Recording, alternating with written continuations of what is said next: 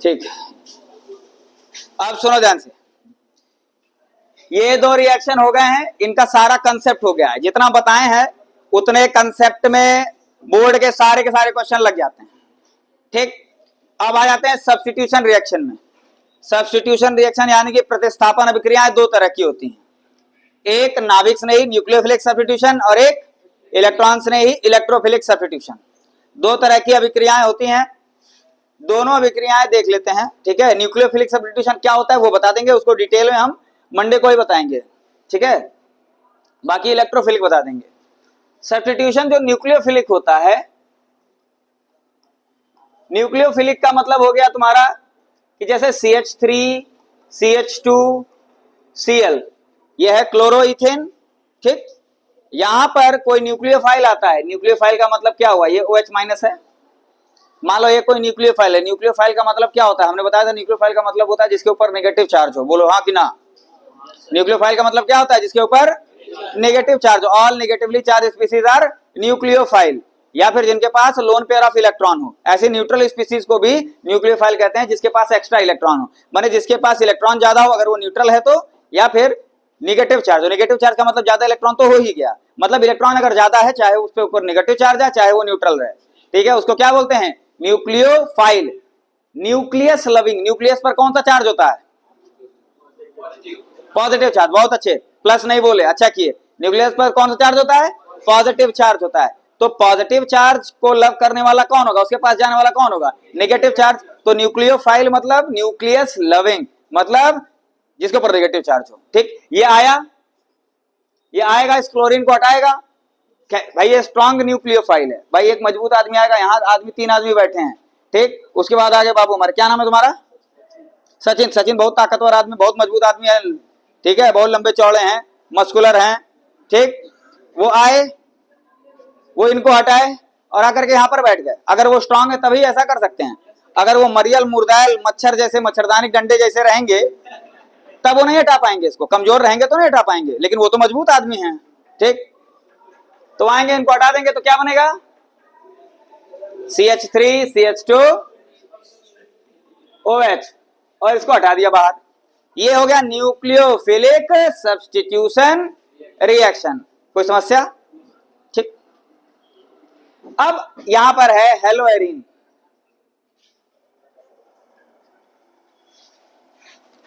हेलोएरिन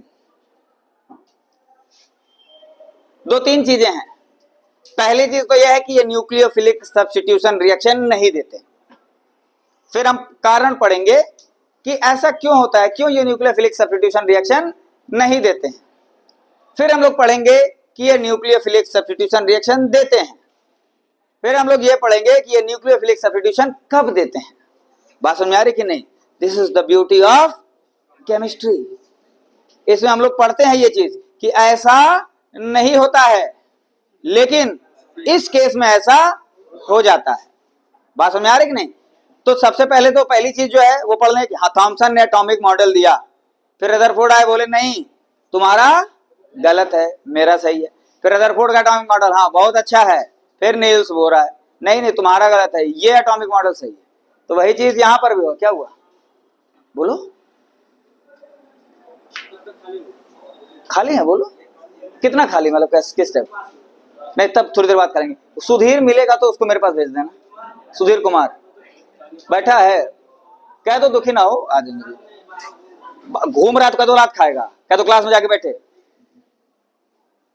तुम लोग नहीं ना कोई मोबाइल वोबाइल लाते हो।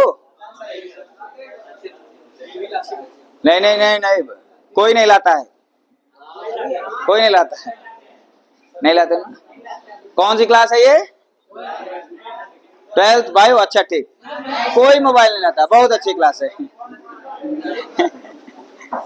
नहीं मत लाया करो, ठीक है भाई, ठीक है। बहुत दूर से आते हो, ठीक, कोई बात नहीं, बाहर अपनी कहीं व्यवस्था बना लो कि हाँ मोबाइल रख दो तो यहाँ पर। अच्छा यहाँ लाओ तो पकड़ाओ नहीं, पकड़ा जाओगे तो फिर रख लिया जाएगा, कोई सुनवाई नहीं।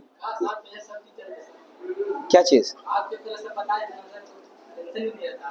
नहीं नहीं, तो अब लाओगे तो हम अगर पकड़ लेंगे तो फिर देंगे नहीं, हम तो प्रिंसिपल सर को दे देंगे।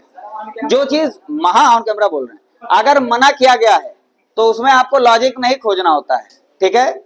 मम्मी पापा मना करते हैं किसी चीज के कि चप्पल उल्टी मत रखो, चोट लग जाएगी या गिर जाओगे या कुछ अपशकुन हो जाएगा। उनसे क्या डिस्कस करते हो कि नहीं इसमें साइंस क्या है? वो बोल दिए हैं ये करना है।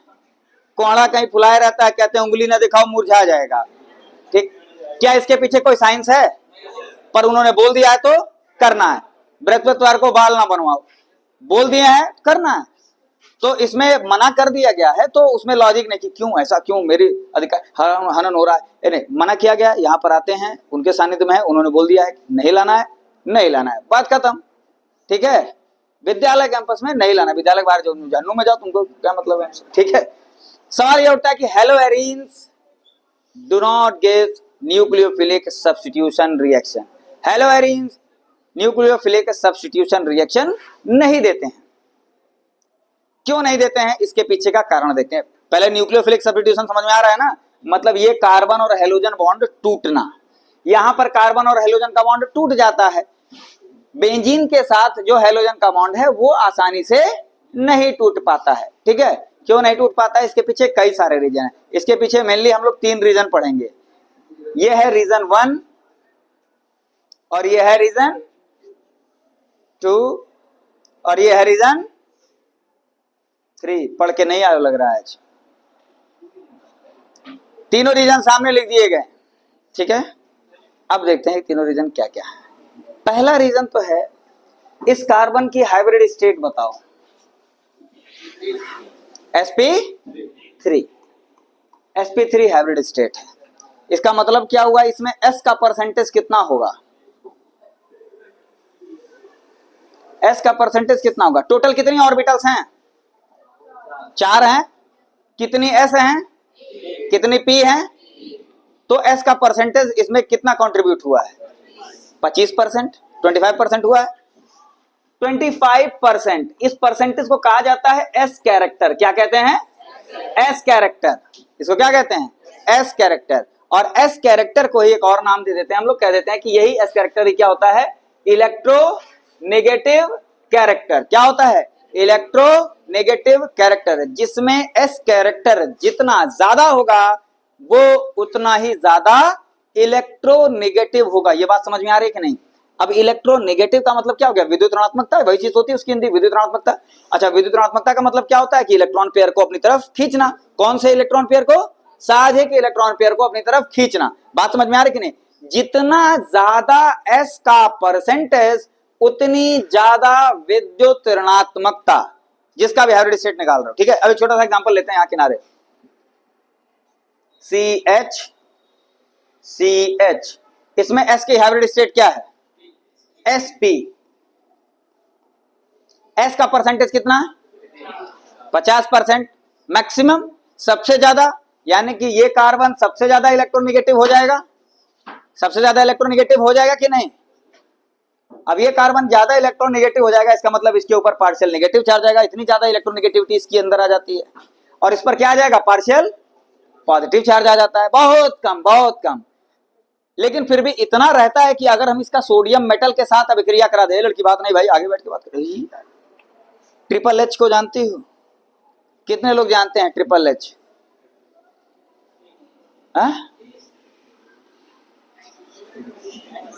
ट्रिपल एच को नहीं जानते हो, रेसलिंग नहीं देखते हो, WWE नहीं जानते हो।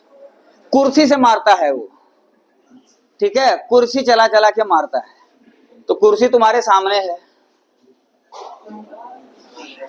और एक कुर्सी में तो बोल दोगी, एक कुर्सी अगर ढंग से पड़ जाए तो बोल जाओगी। अब सुनो, ये इतना ज्यादा इलेक्ट्रोनेगेटिव होता है, मतलब इतना हो जाता है कि अगर सोडियम मेटल के साथ इसकी अभिक्रिया कराई जाए, किसके साथ करा भाई, सोडियम मेटल के साथ अभिक्रिया कराई जाए, तो सोडियम मेटल इस हाइड्रोजन को रिप्लेस कर देता है और यहां पर आ जाएगा और ऐसे आकर के सोडियम एसिटेनलाइड बना लेता। क्या बना देता है, सोडियम एसिटेनलाइड। अच्छा, अब सुनो ध्यान से, ये एक कोई यौगिक है, ये खाली हाइब्रिडाइजेशन के नाते ये चीज बता रहे हैं, ठीक। अच्छा, ये कोई बहुत ऊपर की चीज नहीं है, ये पिछले साल 11th में थी, कहीं कोने में पड़ी हुई थी, पढ़े नहीं होगे, याद भी नहीं है, पढ़े थे।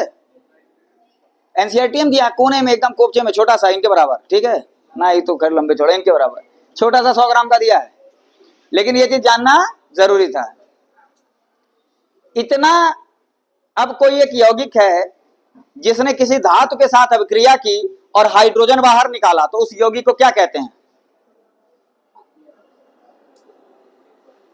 कोई एक यौगिक है वो अगर धातु के साथ अभिक्रिया करके हाइड्रोजन गैस बाहर निकालता है तो उस यौगिक को क्या कहते हैं?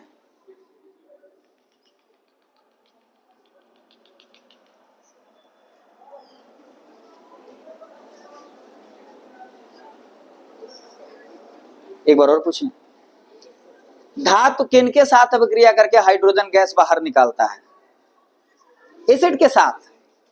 तो जब आ रहा था दिमाग में तो बोल देना चाहिए था, सबके दिमाग में चल रहा था, लेकिन एसिड भी तो एसिड नहीं लगाता है, कुछ बहाना है, ना सल्फ्यूरिक एसिड ना हाइड्रोक्लोरिक, दिमाग में हम देख रहे थे, सबके आ रहा था कि हाँ एसिड है होता है, लेकिन ये एसिड जैसा नहीं लग रहा है, तो ये एसिड जैसा लगेगा, ठीक है। ये पीएच पर कोई प्रभाव नहीं डालता है, लेकिन चूंकि सोडियम मेटल के साथ अभिक्रिया करके हाइड्रोजन गैस ये रिलीज करता है, हम कह सकते हैं कि इसके अंदर एसिडिक कैरेक्टर होता है। तो यानी कि अगर एक क्वेश्चन तुम्हारे कहीं पर कंपटीशन में आ गया, ऐसा हाइड्रोकार्बन बताइए जो अम्लीय होता है, हाइड्रोकार्बन अम्लीय होते हैं ना क्षारीय होते हैं, लेकिन अगर कोई पूछ दिया कि ऐसा हाइड्रोकार्बन बताइए जिसके अंदर अम्लीय गुण होता है, कौन सा हाइड्रोकार्बन होगा? इथाइन। कौन सा होगा? इथाइन। समझ में आ रही बात कि नहीं? क्यों? क्योंकि उसमें कार्बन पे sp हाइब्रिड स्टेट होती है, और sp हाइब्रिड स्टेट का मतलब s का कैरेक्टर 50%, 50% का मतलब मैक्सिमम, मैक्सिमम का मतलब इलेक्ट्रोनेगेटिविटी ज्यादा, हाइड्रोजन को रिप्लेस कर देगा, ठीक है। अब यहां पर आ जाते हैं, इस कार्बन की हाइब्रिड स्टेट क्या होगी? sp2 होगा, sp2। s का परसेंटेज कितना?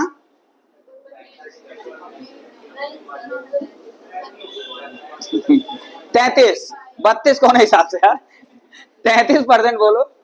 अरे या तो 25 होगा, 33 होगा, 50 होगा, 32 कौन से हिसाब से? 33%, ठीक। ये इससे ज्यादा है कि नहीं? ज्यादा है, यानी कि इसके अंदर इलेक्ट्रोनेगेटिव कैरेक्टर आ जाएगा, इसके अंदर इलेक्ट्रोनेगेटिव कैरेक्टर आ जाएगा। इलेक्ट्रोनेगेटिव कैरेक्टर का मतलब क्या होता है? ध्यान से मेरी बात सुनो, पीछे क्या यार, तुम लोग को समझाने में 10 मिनट निकल जाता है। इसके अंदर एस का कैरेक्टर ज्यादा, एस का कैरेक्टर ज्यादा का मतलब इलेक्ट्रोनेगेटिव कैरेक्टर ज्यादा, इलेक्ट्रोनेगेटिव कैरेक्टर ज्यादा का मतलब इस जो शेयर्ड पेयर ऑफ इलेक्ट्रॉन है इसको अपनी तरफ अट्रैक्ट करेगा ये ज्यादा।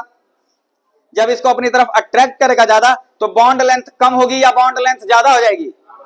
बॉन्ड लेंथ कम हो जाएगी, और बॉन्ड लेंथ जब कम हो गई तो बॉन्ड की स्ट्रेंथ क्या हो जाएगी?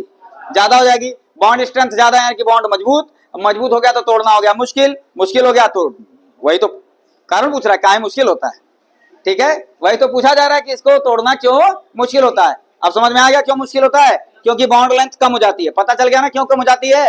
क्योंकि उसके अंदर इलेक्ट्रोनेगेटिविटी आ जाती है, कार्बन के अंदर। पता चला ना क्यों आ जाती है इलेक्ट्रोनेगेटिविटी? क्योंकि उसके अंदर एस का कैरेक्टर ज्यादा होता है। क्लियर हो गई बात कि नहीं? ठीक है।